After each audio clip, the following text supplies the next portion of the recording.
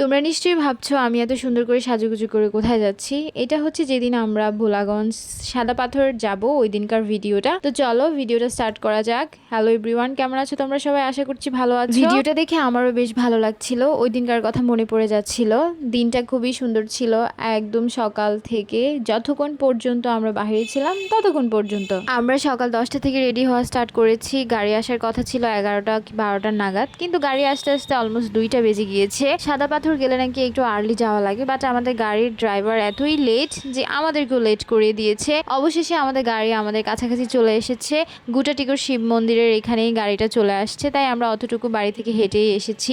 আর বাহিরে ওই দিন বেশ বাতাস ছিল। এখন আমাদের গাড়িতে ওঠার পালা, কারণ বেশ কিছুক্ষণ বাড়িতে বসে বসে ওয়েট করেছি, এখন আর ভালো লাগছে না। আমি একদম গাড়ির ছাদের নিচে বসেছি, যদিও ছাদটা একটুও খোলা পাইনি বা আমি উঠে দাঁড়াতেও পারিনি। আমার ছাদ খোলা গাড়ির মধ্যে গেলে খুব একটা স্বপ্ন যে আমি একটু মাথাটা উকি দিয়ে দেখবো, বাট ওইরকম কোনো চান্স ছিল না, কারণ আমার সঙ্গে ছিল আমার চেলা। আমি উঠলে সেও বায়না ধরবে, তাই ভাবলাম যে নাই উঠি। 2-3 ঘন্টা জার্নির পর অবশেষে আমরা সাদা পাথর আসলাম। এসে বেশ ভালোই লাগলো, রোদটাও পড়ে এসেছে, তাই রোদের তাপটাও কম। এখন ভাবছি যে ড্রাইভার লেট করে বেশ ভালোই করেছে, তা না হলে রোদে আমরা পুরা অবস্থা খারাপ হয়ে যেত পুড়ে। তাই এই সময়টা ঠিকঠাক পারফেক্ট ছিল, যদিও একটা দোকানপাট কোনো কিছু খোলা ছিল না, কারণ ওই সময়টা রোজার সময় ছিল, তাই সব কিছু বন্ধ ছিল। আশেপাশে খুব কম পরিমাণ মানুষ ছিল, 2-1টা ছাড়া, আর তেমন কোনো লোকজন ছিলই না। মোটামুটি আমরা 10-11 জন মানুষ ছিলাম, তাই বেশ ভালোই লাগছিল। আসলে ঘুরতে গেলে বেশি সংখ্যক মানুষ না হলে মজা পাওয়া যায় না,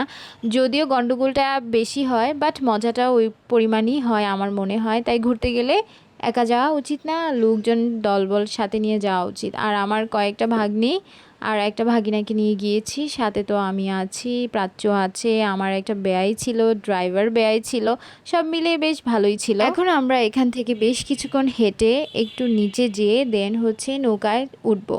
নৌকায় ওঠার পর নাকি ওই পার যেতে হবে, ওই পারেই নাকি সাদা পাথর। আমি ভাবছিলাম এটাই সাদা পাথর, বাট বললো মেন পয়েন্ট এইটা না, নৌকা দিয়ে যাওয়া লাগে। তাই ভাবলাম চলো হাঁটতে থাকি, ছবি উঠাতে থাকি। আর এখানে ভিউ এত সুন্দর আসছিল, যেভাবেই উঠাই ওইভাবেই সুন্দর আসছিল, তাই যা পেরেছি যেখানে পেরেছি ছবি ভিডিও করে নিয়েছি, কারণ আর কবে না কবে আসা হয়। আর এখানে ভিডিও করার সময় আমাদের মহিলাদের একটা অভ্যাস আমাদের ফেস দেখা, যেহেতু মেকআপ করেছি, মেকআপ ঠিকঠাক আছে কিনা এটা দিকেও খেয়াল রাখতে হবে।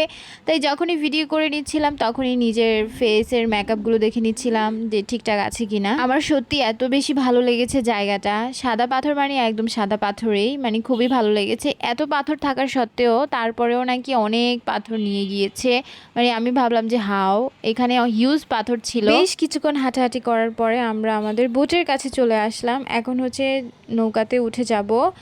ভালোই লাগছিল দেখে, একে তো বাতাস, তার উপরে নৌকায় উঠবো, তারপরে বেশ কিছু সুন্দর সুন্দর ছবিও নিতে পারবো, মানে সব মিলিয়ে খুবই দারুণ ব্যাপার স্যাপার। আমার আগের থেকে প্ল্যানিং ছিল যদি আমি সাদা পাথর বা জাফলং যাই তাহলে আমি শাড়ি পরেই আসব। যদিও জলে ভিজে যাওয়ার একটু চান্স থাকে, তারপরেও এখানকার ভিউ অনেক সুন্দর আসে, ছবি অনেক সুন্দর আসে। সবচেয়ে বেশি ভালো লেগেছে এখানে কোনো ভিড় ছিল না, কোনো মানুষের জাম জট ছিল না, মানে আমরা ছাড়া আর একটা কাকপক্ষীও ছিল না। এই জিনিসটা সবচেয়ে বেশি ভালো লাগছিল, মানে একদম নিরিবিলি শান্ত একটা পরিবেশ ছিল। কিছুক্ষণ নৌকাতে উঠে এভাবে জল ছিটাছিটি করলাম, কারণ আমাদের এভাবে নৌকাতে উঠলে জল ছিটানোর একটা অভ্যাস আছে, কারণ ছাড়াই হুদাই আমরা এভাবে জল ছিটাই। তারপরে হাতটা ধুয়ে নিলাম, ভাবলাম যেহেতু জল ধরেছি হাতটা ধুয়ে নেওয়া যাক। তারপরে কিছুক্ষণ এভাবে চারদিক তাকানোর পরে ভাবলাম যে এবার একটু নৌকার একদম মাথায় যাই, ওইখানে যে ছবি উঠাই তাহলে বেশ সুন্দর পিকচার আসবে। যেমন কথা তেমন কাজ, চলেও গেলাম, বাট পিকচারগুলো মন মতো আসেনি। দেখতে সুন্দর হয়েছে, বাট আমার শাড়ি ঠিকঠাক মতো ছিল না, বাতাসে এদিক ওদিক নড়ে যাচ্ছিল, তাই ছবি উঠাতে পারিনি। আমার দেখা দেখি আমার হাজব্যান্ডেরও মনে হলো যে একটু জল ধরে ভিডিও করা দরকার, তাই সেও একটু জল ধরে নিল। মোটামুটি এই পোস্টটা আমাদের সবারই ছিল কমন একটা ব্যাপার। ঘুরতে আসলে অনেকে মিলে আসলে যে ব্যাপারটা হয় যে কথা বলার থেকে বেশি হয়ে যায় ছবি ওঠানো, মানে যে যার যার ছবি ওঠানো নিয়ে ব্যস্ত হয়ে পড়ে। আমি আমার মতো উঠাচ্ছি, ভাগ্নিরা ভাগ্নিদের মতো উঠাচ্ছে, আর ছেলেফেলেগুলো তো এভাবেই আছে, ওরাই হচ্ছে অরিজিনাল ভিউটাই হচ্ছে দেখে। এখন আমরা নৌকা থেকে নেমে যাব, কারণ আমরা সাদা পাথরের কাছাকাছি চলে আসছি। বেশ কিছুক্ষণ নৌকায় চড়লাম, ভালোই লাগলো। এখন একটু হাঁটাহাঁটি আবার করা লাগবে, তবে এই জায়গাটা নাকি একটু দূরে, বেশ কিছুক্ষণ হাঁটাহাঁটি করা লাগবে। শাড়ি তো পরে এসেছি, বাট এখন এই বালির মধ্যে হিল পরে হাঁটাটা যে কি পরিমাণ পেইনফুল সেটা তো আমিই জানি। আসলে শাড়ি পরলে আমাদের যেহেতু হাইটটা একটু কম, শাড়ির সঙ্গে হিল না পরলে ভালো লাগে না। আমি আমার জন্মের পর থেকেই মানে বুঝার পর থেকেই হিল পরেই যাচ্ছি। আশা করি বাকি জীবনটা হিল পরেই কাটাবো। সো শাড়ি যেহেতু পরেছি, হিল ছাড়া তো আর বের হওয়া যাবে না। আর সাদা পাথর যেহেতু আমি আগে কখনোই আসিনি, তাই আমার আইডিয়া ছিল না কী রকম হতে পারে বা কি থাকতে পারে। আমার এই জর্জেট শাড়িটার কারণে ছবি ভিডিও খুব সুন্দর আসছিল।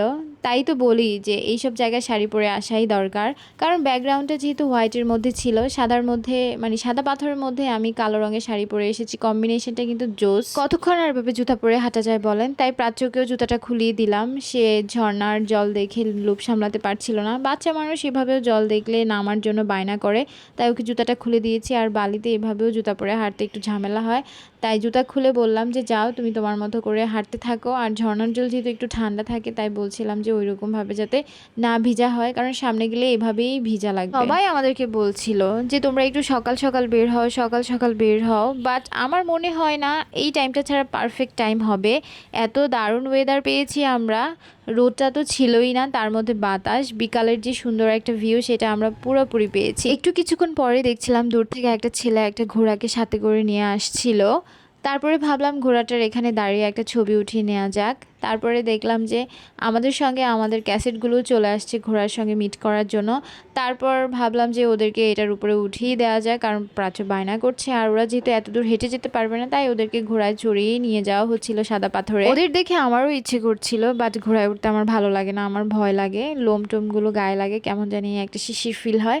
বেশ কিছুক্ষণ হিল পরে ঢং করে হাঁটার পর মনে হলো যে না, অনেকটাই লেট হয়ে যাচ্ছে, তাই এবার জুতা খুলে হাতে নিয়ে দৌড় দিলাম, কারণ তাড়াতাড়ি যেতে হবে।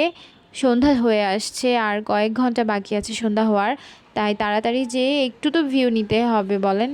এত কষ্ট করে এত দূর আসলাম, যদি কিছু নাই দেখতে পাই, কিছু ছবি না উঠাতে পারি, তাহলে কেনই বা আসলাম। আমাদের আরও বেশি লেট হচ্ছিল ছবি উঠাতে যেয়ে। আমাদের প্রত্যেকটা স্পটের প্রত্যেকটা জায়গায় প্রত্যেকটা ইঞ্চিতে ইঞ্চিতে ছবি নিতেই হবে, এই কারণে আমাদের আরও 5-10 মিনিট লেট হয়ে যাচ্ছিল। আমার হাজব্যান্ড তো বারবার ডাকছিল তাড়াতাড়ি আসো। যতই আগাচ্ছিলাম পাথরের সংখ্যা বাড়ছে, দেখতেও ভালো লাগছে। আর এখন আমি আমার জুতাটা আবার পরে নিয়েছি, যেহেতু পাথরে চলে আসছি। বালির শেষ, বালির মধ্যে আসলে হিল পরে হাঁটা যায় না। সামনে এগিয়ে দেখে একটা দোলনা পড়ে আছে, তাই ভাবলাম এখানে কিছু ছবি ভিডিও করে নিই, কারণ দোলনাটা খুবই সুন্দর করে ডেকোরেশন করা ছিল। কোনো মানুষ না থাকাতে এমন একটা ফিল হচ্ছিল যেন এই জায়গাটা আমাদেরই খুব কাছের, আমাদের জন্যই করা হয়েছে। আপনারা দেখেন একটা মানুষও নেই আমরা ছাড়া, ভালোই লাগছিল। খুব সুন্দর জায়গাটা, সত্যিই খুব সুন্দর। যারা গিয়েছেন তারা তো অবশ্যই জানেন, আর যারা জানেন তারা যাবেন অবশ্যই, কারণ দেখতে বেশ সুন্দর জায়গাটা, মজা পাবেন। আর বিকালবেলা যাওয়া ট্রাই করবেন, তাহলে আপনার খারাপ কম লাগবে, কারণ রোদের হিট থাকলে রোদের হিটের কারণে খারাপটা একটু লাগতেই পারে, তাই বিকাল টাইমটা যাওয়ার চেষ্টা করবেন। আমার যেটা মতামত সেটা আমি বলেছি। তারপরে ভাবছি যে শাড়িটা কি ভিজাবো না, তাই প্রথম একটু শাড়িটা উপরে ধরেই হচ্ছে জলে নামলাম। আর প্রাচ্য তো এখানে পুরা গা ভিজিয়ে ফেলেছে, আমি ওর জন্য এক্সট্রা ড্রেস নিয়ে এসেছি, আমার জন্য নিয়ে এসেছি, তাই ভিজাটা খুব বেশি একটা প্যারা না। ভাবছি যে যেহেতু এসেছি তাহলে ফুল এনজয় করব, শাড়ি টাড়ি যাই ভিজুক না কেন আমি এনজয় করব। আর যেহেতু এখানে ওই পরিমাণ বেশি জল ছিল না, তবে পাথরগুলো অনেক পিচ্ছিল ছিল। আজকের মতো এখানেই বিদায় নিয়ে নিচ্ছি। একসাথে সবগুলো ভিডিও দেওয়া সম্ভব না, নেক্সট ভিডিওতে দেখাবো কি করেছি।